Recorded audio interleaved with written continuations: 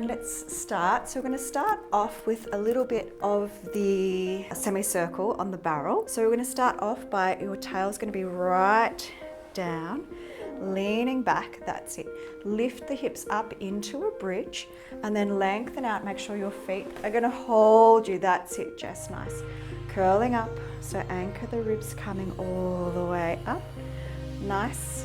Long spine, and then tail goes all the way down. That's it. Lift the tail up into the bridge.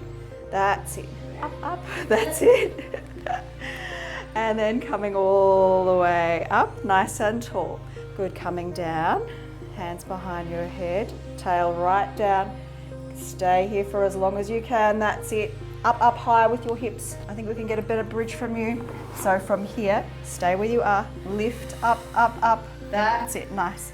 Lengthen out. Make sure those feet hold you. Anchor the ribs, curling up. Good.